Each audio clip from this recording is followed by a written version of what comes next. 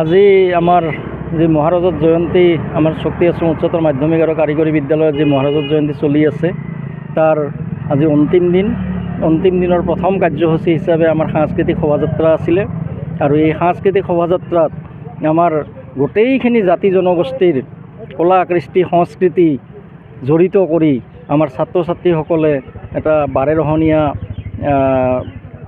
সাংস্কৃতিক শোভাযাত্ৰা উলিয়াইছে। এই সাংস্কৃতিক শোভাযাত্ৰাত আমাৰ ছাত্ৰ ছাত্ৰীসকলে প্ৰতিটো জাতি জনগোষ্ঠীৰ কলা কৃষ্টিক প্ৰতিফলিত কৰি বিশাল এটা ৰেলী উলিয়াইছে। সেই ৰেলীত আমাৰ ছাত্ৰ ছাত্ৰীসকল সকলোৱে অংশগ্ৰহণ কৰিছে। তাৰ লগতে আমাৰ শংকৰদেৱ শিশু নিকেতনৰ কিছু ছাত্ৰ ছাত্ৰী অংশগ্ৰহণ কৰিছে আৰু আমাৰ অঞ্চলৰ কিছু ৰাইজো এই ৰেলীত অংশগ্ৰহণ কৰিছে। গতিকে আমি এই ৰেলীটো উলিওৱাৰ কাৰণে ৰেলীটোৰ শুভ উদ্বোধন কৰাৰ কাৰণে আমাৰ স্থানীয় যি কোকৰাঝাৰ 30 নম্বৰ জনজাতি সমষ্টিৰ মাননীয় বিধায়ক লৰেঞ্চ ইছলাৰী দেৱক আমন্ত্ৰণ জনাইছিলোঁ আৰু সেই আমন্ত্ৰণ ৰক্ষা কৰি তেখেতে আমাৰ সাংস্কৃতিক শোভাযাত্ৰা উদ্বোধন কৰি দিলে।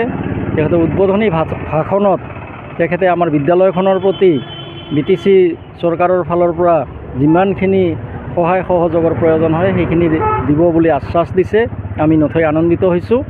গতিকে আমাৰ এই সাংস্কৃতিক শোভাযাত্ৰাই আজি প্ৰথম কাৰ্যসূচী, তাৰ পাছতে আমাৰ মুকলি সভা আছে আৰু এই মুকলি সভাত আমাৰ BTCৰ মাননীয় মুখ্য কাৰ্যবাহী বিষয়া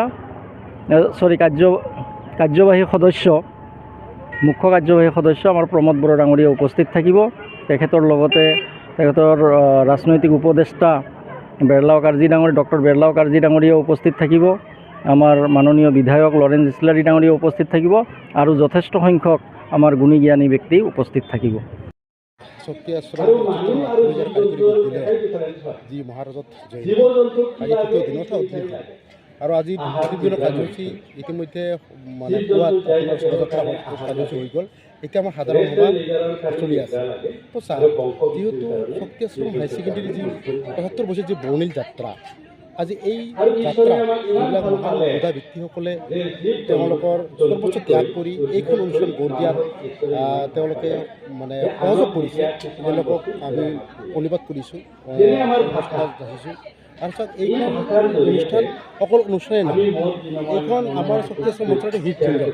কাৰণ চাওক, এইখন অঞ্চলৰ প্ৰতিটো ঘৰতে এজনকে ইয়াৰ প্ৰাক্তন ছাত্ৰ আপুনি পাবই। কাৰণ এইখন অঞ্চলৰ যি আমাৰ পোহৰৰ চাকি জ্বলা যিখন অনুষ্ঠান, এইখন অনুষ্ঠান এই ক্ষেত্ৰত আমাৰ শক্তি আশ্ৰম অঞ্চলৰ প্ৰতিজন ব্যক্তিৰ আন্তৰিকতা জড়িত আছে অনুষ্ঠানৰ লগত। আৰু এই ক্ষেত্ৰত ময়ো গৌৰৱ অনুভৱ কৰিছোঁ এইকাৰণে, চাওক, যিহেতু মই এইখন স্কুলৰে প্ৰাক্তন ছাত্ৰ, আজি প্ৰাক্তন ছাত্ৰ হৈ আৰু এজন আজি মানে চৰকাৰী প্ৰতিনিধি হিচাপে ইয়াত নিজকে অংশগ্ৰহণ কৰিব পাৰি মই বহুত সুখী হৈছোঁ। আৰু যিবিলাক সন্মানীয় ব্যক্তিয়ে আজি 3 দিনীয়া কাৰ্যসূচীত সহযোগ কৰিছে তেওঁলোকক মই বহুত ধন্যবাদ জ্ঞাপন কৰিছোঁ।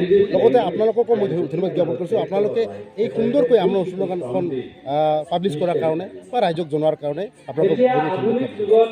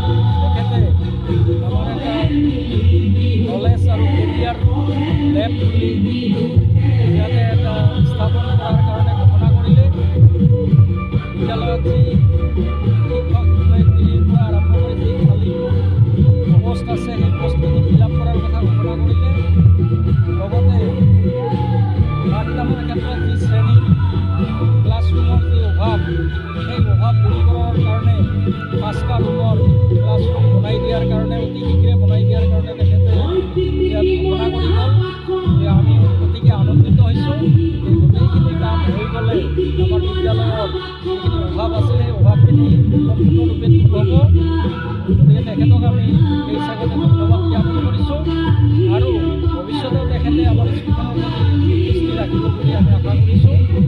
আৰু আমাৰ মহাৰাজত জয়ন্তী যি সফল সামৰণিৰ ফালে গৈ আছে তাৰ কাৰণে আমি অসমবাসীৰ ৰাইজ তথা BTR চৰকাৰক আমি ধন্যবাদ জ্ঞাপন কৰিছোঁ।